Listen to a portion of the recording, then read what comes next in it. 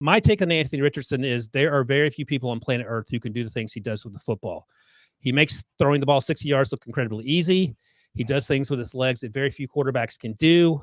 If you watch the Utah game, you're really excited about what he can do. If you watch virtually any other game, you're very, very concerned if you're a general manager or a head coach who seat might be warm, but you desperately need a quarterback and you have to take one in the first round. So what are you thinking if you're one of these GMs or head coaches and you see the news that Anthony Richardson's coming out in a draft class where there are going to be some questions about the top quarterback?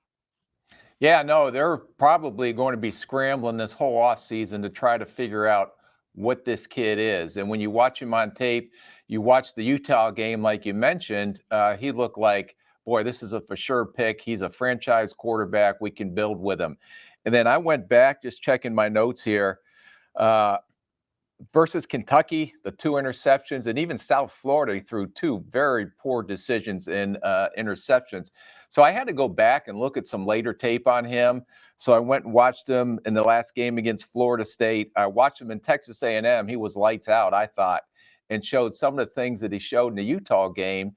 And then the Florida State game, he makes 2 great throws down the field that not a lot of quarterbacks can make. But then he throws a bonehead pick that should have just been thrown away, or just use your talent and make what you can with your legs. So there's so much inconsistency with this kid. Everybody can see the upside and how special he can be, but also you got to wonder what is going through his head in some of this decision-making process.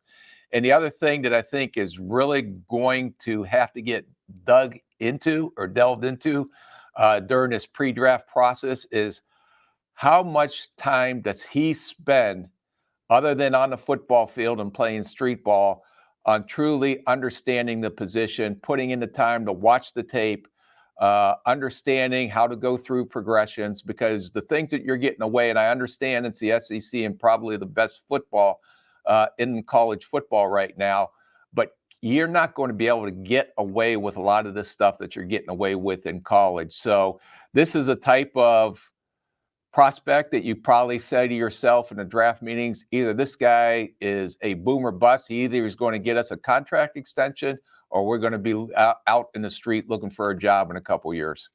So I don't think I'm going to speak out of school when I talk a little bit about our discussions. And we've talked before about sometimes it's hard to find comps for these guys. My comp, and feel free to freak out, is I saw a little bit. Should I start laughing now or wait till you actually say a comp? You can laugh throughout, and that way we'll have it covered, coming and going. I saw a little bit, and you'll know better than me, so the laugh could be well warranted. I saw a little bit of physicality of Dante Culpepper, and a little bit of Josh Allen coming out of Wyoming. Not Josh Allen now, but Josh Allen in terms of the rawness, the athletic potential, the size, the ability to run. And Anthony Richardson is probably a little better athlete than Josh Allen in terms of sheer speed. I saw a little bit of that. But you mentioned a player that I thought actually was more on point, and that was a stretched out version of Malik Willis, a guy who can't play right away. You just absolutely cannot put him on the field next year. But as you know, Rick, if you're a GM or a head coach who has a warm seat, you ain't going to be there in 3 years anyway. So you might have to throw him out there just to try to save your job. Yeah, no, when I watched Malik Willis last year for the draft, he had an incredible arm talent. He makes plays with his leg. But the question was, from that offense, similar to the spread offense that he runs, is how quickly can he adapt to the NFL offense, to go through his reads, to go through his progressions. Like, you put him out there in a preseason game, he's probably going to look like an all-star. But when the game counts, and when you saw Malik Willis play this year, you knew he can make plays with his legs and his running ability, but he really struggled from the throwing standpoint, not so much from how he delivers the ball or his arm strength, but just getting through the progressions. And how, what we talked about, Ryan, a couple of times was quarterbacks can be smart, but do they have the mental quickness or the mental capacity to get through those reads and progressions in 2.5 seconds or less? And that's something that we really tried to delve into. The mistakes I made at the quarterback position, I always said, God, this guy has to be smart. He has to be, all these things from an intelligence standpoint. But where I usually missed was okay, this guy can get up there and he can sound like an offensive coordinator. And I think we talked about that earlier in a podcast. But can he make those split-second decisions and not turn the ball over and not cost his team a game? So I'll just ask quickly, and then I'll run some other things by you in terms of trying to find these quarterbacks, diamonds in the rough, so to speak.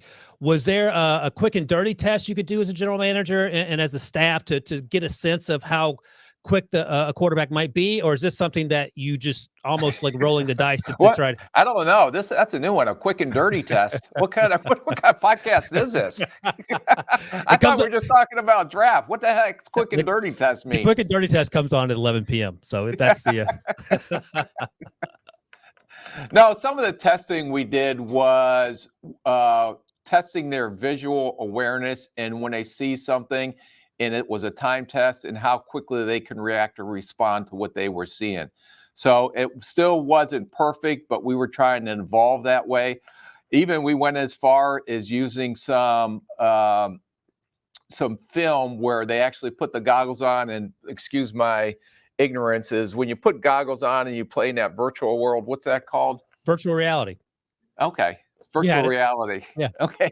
So we actually try to put them in a virtual reality and actually had tape from our practices, and they would put those goggles on and they would sit there and go through a 7-on-7 drill watching our practice, but actually standing where our quarterback was standing in that practice. And we would be able to see, okay, it's cover 2, you go to the right on your read here. So we would be able to actually see what he was seeing on a big screen. Wow. And then see how he reacted to what he was seeing, how the defense, what the defense was showing him. So it was still in the infant stages to say, but we were trying to progress that way to try to predict not only the intelligence, but how quickly he saw things. It's funny you say that because, by the way, we're going to name this podcast "Two Old Guys Trying to Figure Out Tech." I think that's going to be the next show. But when you started as a scout 30 years, first year into your NFL experience, there was no such contraption as virtual reality goggles to get an idea of what the quarterback was looking at. You literally had to go, and I would imagine 30 years ago, it was probably VHS tapes or whatever. There was no digital. You're not sending files over. 30 years ago, I was carrying a projector into schools. Oh, man. What a time to be alive. Yeah, with the 8mm tape, and then fighting with everybody else. And then you had to splice the tape because it broke half the time you went through. So, that was a far step back from where we are today in the technology today. Oh, crazy. So I've done a few mock drafts this fall, and the first mock draft that came out. They've been really, really, really accurate and on point, boy. How can you make mock drafts like this time? Now we can start maybe phoning in and focusing because we know some of the strengths and weaknesses and what they're going to be addressing. But in September, you are a lot better than anyone in the NFL is on trying to predict what a mock draft would look like. Turns out I'm not, but that's what the people want, Rick. So we give the people what they want. Give them what they want. Give them what they want. But early October, and I want to talk about this, just in terms of the draft order, and maybe get some ideas of what teams are thinking depending on how they're doing this year. But I had Anthony Richardson go number 2 overall to Houston at the time. And then in the subsequent drafts, I've had him go bottom half of the first round in the 20s to a team like the Buccaneers, which is certainly a little more stable organization recently. If you're a general manager, I think I know the answer to this question, but I ask you, let's say you're general manager like you in Tampa Bay, where things have been relatively stable. Do you want to take a chance and pick 20 to 25 and feel okay about it, knowing that he's not going to play right away, Anthony Richardson? Or if you're the Texans or even the Lions are interesting because they have 2 first-round picks. I think Jared Goff is going to be the quarterback next year. He's played that well. You can actually sit him in Detroit and maybe look towards the future and stock him away.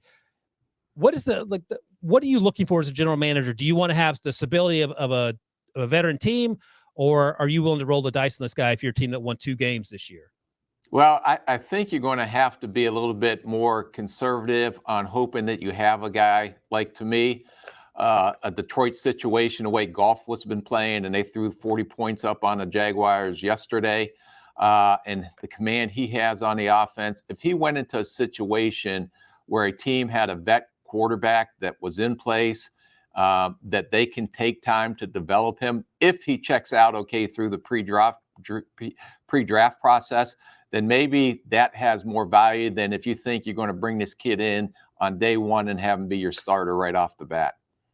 Yeah. Okay. So that's going to be interesting development to watch. Part of me thought that maybe Anthony Richardson might think about returning, in part because of the NIL money and he needs to grow. But I'm not going to begrudge anyone coming out to make a millions, life changing money if that's his decision. We'll see how this unfolds. It's going to be incredibly interesting to watch because I love a lot about Anthony Richardson, but as you've pointed out several times, there's a lot to be concerned about.